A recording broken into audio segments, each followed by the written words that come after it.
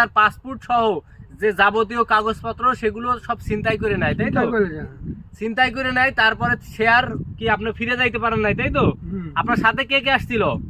যেটা এখন সব চলে গেছে। মানে তিনি বলতে চাচ্ছে যে তার সাথে অনেকে আসছিল, তারা সব চলে গেছে 40 জন। 40 জন মতন, কিন্তু তিনি আর কি ফিরে যাইতে পারেনি, কাগজপত্র ছিল না বিদায়। আবার বাড়ি ভারতের কোথায়? হয়তো ইন্ডিয়া মমতা। ইন্ডিয়ার মমতা, তাই তো? এটা কোন জায়গায়? কলকাতা। কলকাতায়। কলকাতার মমতায় এই ব্যক্তিটি ফিরে যেতে চায় তার সেই প্রিয় পরিবারের কাছে। আপনার সন্তান বা আপনার পরিবার কে কে আছে একটু বলেন তো চাচা। কি বলবো, বলেন আপনার কে কে আছে? আপনার ছেলে আছে? আছে না? কয়টা? ছেলে আছে। 8টা ছেলে। কি করে তারা? তাদের নাম কি? ব্যবসা করে। ব্যবসা করে। বড়টার নাম হলো আমল্লা বিশ্বাস, আচ্ছা আচ্ছা মেজরটার নাম হলো হাসিম আব্দুল হালিম। আচ্ছা, একটু কাছে নিয়ে আসো।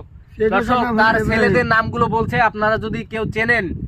কলকাতার মমতা, মমতা এলাকার নাম মমতা। না, মমতা